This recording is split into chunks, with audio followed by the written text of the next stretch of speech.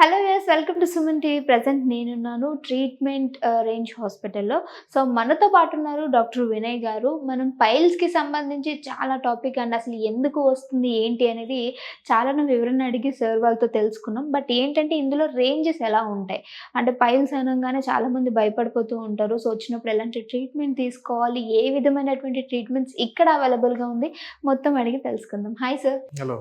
నార్మల్గా ఏంటంటే పైల్స్ అనగానే అందరికీ స్టార్టింగ్ అసలు ఎక్కడ మిస్టేక్ చేస్తున్నాము అంటే ఎందుకు అసలు రావడానికి రీజన్ ఏంటి, లైఫ్ స్టైల్ ఏమైనా మోడిఫికేషన్స్ వల్ల రావచ్చా? సో ఇలాంటి డౌట్స్ ఉంటే ప్లీజ్ ఈరోజు ఒక చిన్న ఎక్స్ప్లెనేషన్ సార్. పైల్స్ అంటే మనం ఏంటంటే ఇంగ్లీష్లో మనం సైంటిఫిక్ లాంగ్వేజ్లో తెలుసుకోవాలంటే హిమరాయిడ్స్ అంటాము, అండ్ తెలుగులో మనం హర్షమూలలు అని అంటాము.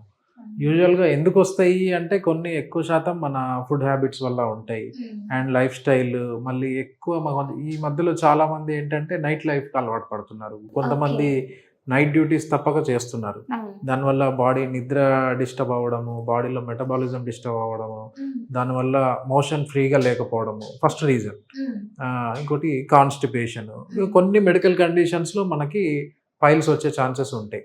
ఏంటంటే థైరాయిడ్ ప్రాబ్లం ఉన్న మనకి కాన్స్టిపేషన్ వస్తుంది, దానివల్ల కూడా పైల్స్ తయారవుతూ ఉంటాయి. సో అంటే దీన్ని ఎలా సార్ నార్మల్గా ట్రీట్మెంట్ పరంగా చూసుకుంటే ఏ విధమైన ట్రీట్మెంట్ అనేది దీనికి ఉంటుంది అంటారు? ఇంతకుముందు ఏంటంటే మనకి పైల్స్ అంటే కొంతమంది ఆయుర్వేదిక్ ట్రీట్మెంట్ అని వెళ్ళే వాళ్ళు, లేకపోతే మనకి పైల్స్ క్లినిక్లని చిన్న చిన్న టెంట్స్ లాగా వేసుకొని అక్కడికి వెళ్ళి ట్రీట్మెంట్ చేయించుకోవడము చేస్తూ ఉండేవాళ్ళు. కాకపోతే వాటి వల్ల ఏమవుతుందంటే వాళ్ళు కట్ చేసేవాళ్ళు, ఆ పైల్స్ని కట్ చేసేవాళ్ళు.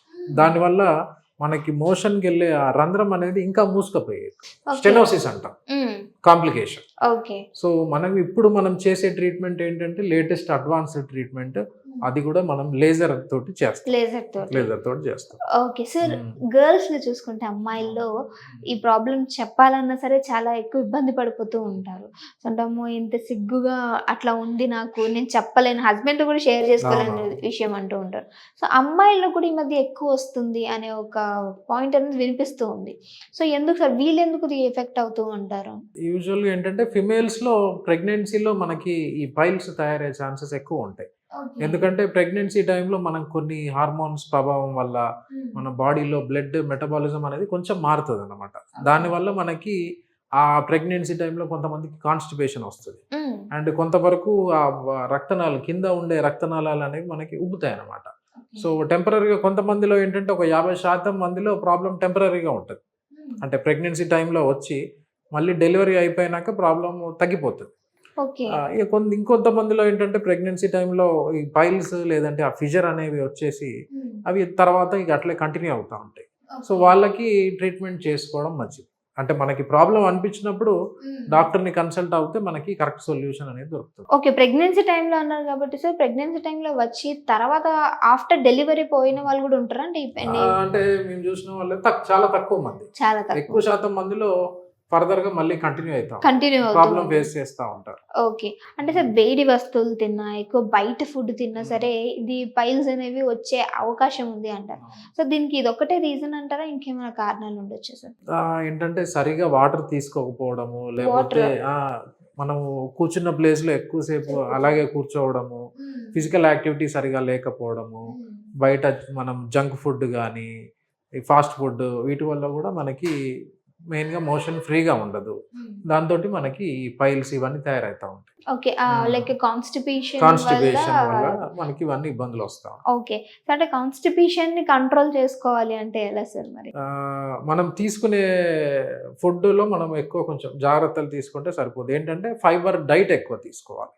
ఏంటంటే ఆకుకూరలు, కాయగూరలు అండ్ ఫ్రూట్స్, మనకి ఫైబర్ కంటైనింగ్ ఫ్రూట్స్ ఎక్కువ తీసుకుంటే మనకి కాన్స్టిపేషన్ ప్రాబ్లం ఉండదు. అండ్ వాటర్ కూడా ఎక్కువ తీసుకోవాలి, అండ్ సరిపడా నిద్ర సరిపడపోవాలి. కొద్దిగా ఈ life style changes, physical activity, walkings అవి కూడా చేస్తే మనము ఈ మలబద్ధకం లేదంటే కాన్స్టిపేషన్ని మనం అవాయిడ్ చేయొచ్చు.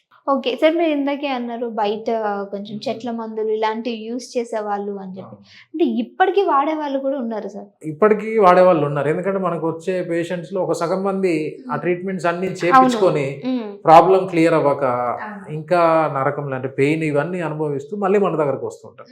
సో అలాంటి వాళ్ళకి కూడా మనం మళ్ళీ ట్రీట్మెంట్ చేసి వాళ్ళకి మంచి లైఫ్ అంటే మళ్ళీ ప్రాబ్లం లేకుండా చేస్తూ ఉంటాం. ఓకే. అంటే సార్ దానివల్ల మళ్ళీ మనం ఇలా ట్రీట్మెంట్ చేస్తున్నప్పుడు ఏం ప్రాబ్లమ్ ఉండదంటారా? ఏంటంటే మనకి కొంచెం హీలింగ్ గానీ, రికవరీ కొంచెం డిలే అవుతది. కాకపోతే రిజల్ట్స్ మనము 100% ఉంటుంది. బట్ చేస్తాం. డిలే అవుతుంది అంటారు. అంతే. అంటే వాళ్ళు తీసుకునే మెడిసిన్ ఏదైతే చెట్ల మందు ఉందో, మన నుంచి మెడిసిన్ వేరు ఉంటుంది. అవును. సో రెండిటి వల్ల వాళ్ళకేమైనా ఫర్దర్‌గా ఫ్యూచర్‌లో ప్రాబ్లమ్ ఉంటుందంటారా?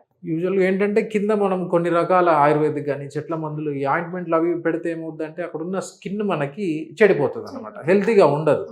సో కొన్నిసార్లు ఏంటంటే మనం సర్జరీ చేద్దామన్నా అది కొంచెం మానినాక అంతా హెల్తీగా అయినాక చేయడానికొస్తది. సో కొన్ని రోజులు మళ్ళీ ఆగాల్సొస్తది. So okay. కొన్ని డేస్ తర్వాత మళ్ళీ మనము అంటే అప్పటి వరకు వాళ్ళని ట్రీట్ చేస్తూ ఉండాలి. ట్రీట్ చేస్తాం. ట్రీట్ చేస్తూ ఉండాలి అంటారు.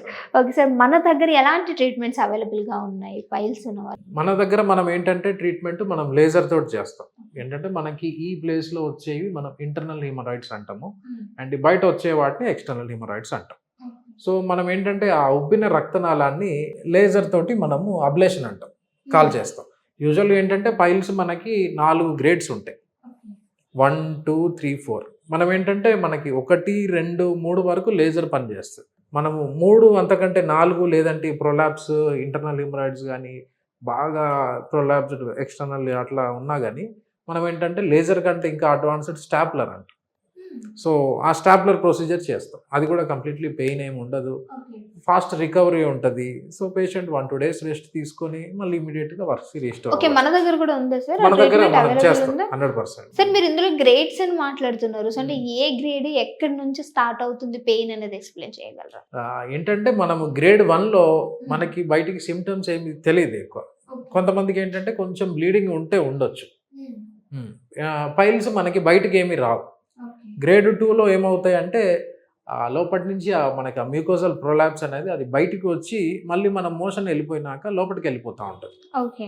సో ఈ దాంట్లో కూడా పేషెంట్స్కి ఎక్కువ నొప్పి కానీ కొన్నిసార్లు రక్తం పడడం మోషన్ వెళ్తుంటే. అండ్ గ్రేడ్ 3లో మనకి పైల్స్ బయటకు వచ్చేస్తాయి. అంటే ఈ ప్రొలాప్స్ అంటాం కదా అవి బయటకు వచ్చేస్తాయి. సో మళ్ళీ ఆ పేషెంట్ ఏం చేస్తారంటే వాటిని ఫింగర్ తోటి పుష్ చేస్తే లోపలికి వెళ్ళిపోతూ ఉంటాయి. అండ్ ఇక నెక్స్ట్ గ్రేడ్ 4లో ఇవన్నీ ఇక బయటకే ఉంటాయి అన్నమాట. ఇక మనము ఫింగర్తో పుష్ చేసినా లోపలికి వెళ్ళవు. కొన్నిసార్లు ఏంటంటే అది బయటికి ఉండి అక్కడ పైన చర్మం చెడిపోయి పెయిన్ ఎక్కువ ఉంటుంది. సో ఈ పేషెంట్స్లో ఏంటంటే కూర్చోవడానికి ఇబ్బంది అవుతూ ఉంటారు. వాళ్ళు నడుస్తున్నా కానీ మంట, ఒక రకమైన డిస్కంఫర్ట్, కొన్నిసార్లు దురద, ఒకవేళ ఆ రక్తనాళం ఏమైనా చిట్లితే ఇక బ్లీడింగ్ అవుతూ ఉంటుంది కంటిన్యూస్గా. మనం యూజువల్గా ఇవి మనం చూసే కంప్లైంట్స్. అంటే గ్రేడ్ 4లో మనకి బ్లీడింగ్ అనేది వస్తుందంటారా సార్? అంటే అన్ని గ్రేడ్స్లో రావచ్చు.